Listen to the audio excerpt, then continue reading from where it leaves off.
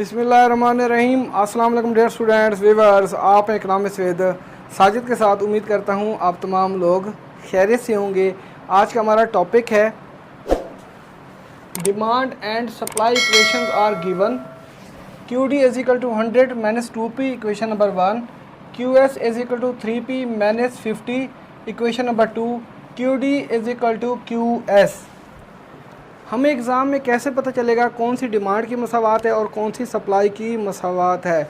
अगर प्राइस या उसके कोफिशेंट के साथ माइनस का साइन हो तो वो हमारे पास डिमांड की मसावात होती है। इक्वेशन नंबर 1 हमारे पास डिमांड की मसावात है क्योंकि प्राइस या उसके कोफिशेंट के साथ माइनस का साइन है और डिमांड का प्राइस के साथ नेगेटिव ताल्लुक़ पाया जाता है।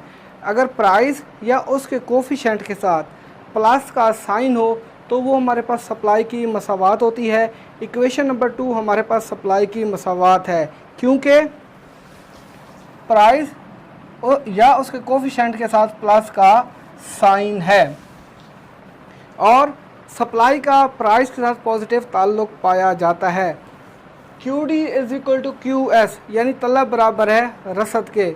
मंडी के तवाज़ुन से मुराद ऐसी सूरत हाल है जब किसी ख़ास कीमत पर तलब और रसद आपस में बराबर हो जाए। अब हम क्वेश्चन की तरफ चलते हैं। सार्फिन और आजरीन दोनों पर 5 रुपये फ़ी इकाई टैक्स के असरात, यानी अगर सार्फिन और आजरीन पर टैक्स लगा दिया जाए तो प्राइस पे क्या इफ़ेक्ट पड़ता है और क्वांटिटी पे क्या इफ़ेक्ट पड़ता है। पहले हम बात करते हैं सार्फिन कौन होते हैं, यानी कंज्यूमर। सार्फिन यानी कंज्यूमर जो मार्केट में जाते हैं अशिया को ख़रीदने के लिए और सार्फिन अशिया की तलब करते हैं। सार्फिन का ताल्लुक़ डिमांड साइड से होता है, यानी जो सार्फिन की जो मसावात होती है वो तलब की मसावात होती है। जब सार्फिन के ऊपर टैक्स लगाया जाता है, एक तो ऑलरेडी पहले से ही सार्फिन अशिया की कीमत को अदा कर रहे होते हैं। जब सार्फिन के ऊपर मज़ीद टैक्स ऐड कर दिया जाता है तो जब टैक्स लगाया जाता है उसका इफ़ेक्ट सार्फिन के ऊपर क्या पड़ता है, यानी इकानमी के अंदर इन्फ्लेशन पैदा हो जाता है, अशिया की कीमतें बढ़ना शुरू हो जाती हैं, यानी सार्फिन की जो परचेजिंग पावर है, ख़रीदने की इस्तात है, वो कम हो जाती है। सार्फिन को पैसे ज़्यादा देने पड़ते हैं और चीज़ें कम मिलती हैं। तो हम क्या करते हैं, प्राइस में से टैक्स की जो रकम होती है वो हम क्या करते हैं, प्लस यानी जमा करते हैं। अब हम डिमांड की नई इक्वेशन बनाते हैं। पहली वाली इक्वेशन लिखते हैं Q D is equal to 100 minus 2p। Q D is equal to 100 minus 2। Price में टैक्स की रकम को जमा करते हैं 5 रुपये, p plus 5। Q D is equal to 100 minus के 2 को प्लस के p से मल्टीप्लाई करते हैं तो नफ़ी जमा क्या होता है, नफ़ी माइनस का 2p, माइनस के 2 को प्लस के 5 से मल्टीप्लाई करते हैं, नफ़ी जमा नफ़ी, तो माइनस का हमारे पास आता है 10। Q D is equal to 100 में से माइनस के 10 को लेस करते हैं तो हमारे पास 90 आता है, 90 माइनस का 2p। ये हमारे पास इक्वेशन नंबर 1 है।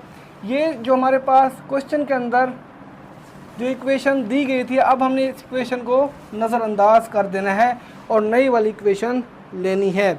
अब हम बात करते हैं आजरीन। आजरीन हजरात कौन होते हैं, यानी प्रोड्यूसर हजरात जो गुड्स को पैदा करने के बाद मार्केट में ले आते हैं सेल करने के लिए। आजरीन का ताल्लुक़ सप्लाई साइड से होता है, यानी जो सप्लाई की मसावात होती है वो आजरीन की मसावात होती है। जब आजरीन के ऊपर टैक्स की मज़ीद रकम ऐड कर दी जाती है तो हम क्या करते हैं, प्राइस में से टैक्स की रकम को लेस करते हैं। अब हम सप्लाई की नई मसावात बनाते हैं। पहली वाली जो इक्वेशन है सप्लाई की वो लिखते हैं Q S is equal to 3p minus का 50।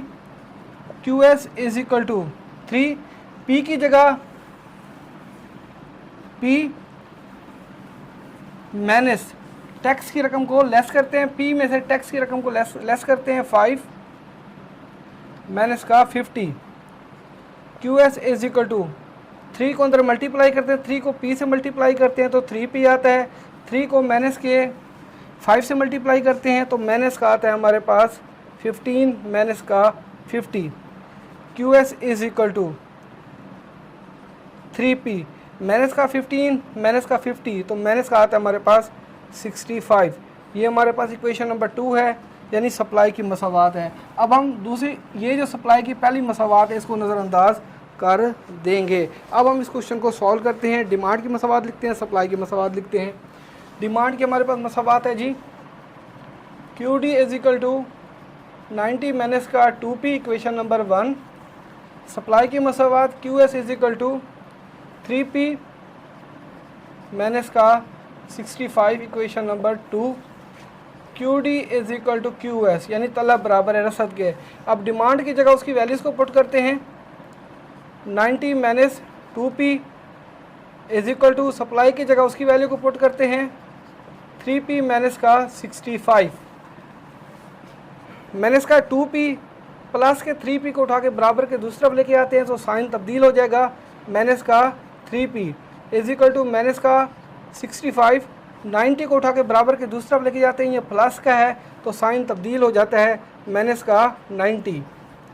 माइनस का 2P माइनस का 3P तो माइनस का 5P आता है इज इक्वल टू माइनस का 65 माइनस का 90 तो हमारे पास माइनस का आता है 155। ये माइनस से माइनस काट जाएगा। 5P is equal to 155 P is equal to 155 5 बट्टे के नीचे आ जाता है। P इज इक्वल टू 155 को 5 पे डिवाइड करते हैं तो हमारे पास प्राइस आती है 31। हमें एग्ज़ाम में कैसे पता चलेगा जो हमने प्राइस फाइंड की है यानी 31 वो ठीक है या गलत है? प्राइस को हम डिमांड की इक्वेशन में सप्लाई की इक्वेशन में पुट करते हैं। अगर दोनों का आंसर यानी सप्लाई का आंसर और डिमांड का आंसर सेम आ जाता है तो इसका मतलब ये है जो हमने प्राइस फाइंड किया वो ठीक है यानी हमारा क्वेश्चन ठीक है। अगर डिमांड और सप्लाई का आंसर सेम ना आए तो इसका मतलब ये होता है जो हमने प्राइस फाइंड किए वो ठीक नहीं है यानी हमारा क्वेश्चन गलत है।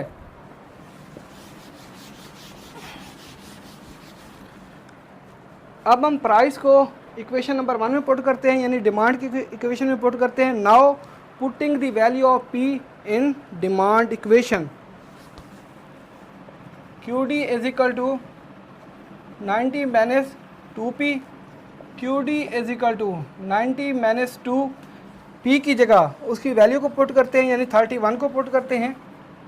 31 QD is equal to 90 minus के 2 को 31 से मल्टीप्लाई करते हैं तो माइनस का आता है हमारे पास 62। QD इज इक्वल टू 90 में से माइनस के 62 को लेस करते हैं तो हमारे पास आता है 28। अब हम प्राइस को इक्वेशन नंबर 2 यानी सप्लाई की मसावात में पुट करते हैं। Now putting the value of P in supply equation. QS is equal to 3P minus का 65 QS is equal to 3 P की जगह उसकी वैल्यू को पुट करते हैं यानी 31 को पुट कर देते हैं। 31 माइनस का 65 QS इज इक्वल टू 3 को 31 से मल्टीप्लाई करते हैं तो हमारे पास आता है 93 माइनस का 65 QS इज इक्वल टू 93 में से माइनस के 65 को लेस करते हैं तो हमारे पास 28 आता है। तो ये क्वेश्चन हमारा 100% ठीक है। प्राइस हमारे पास 31 है और डिमांड का जो आंसर है 28 और सप्लाई का जो आंसर है 28।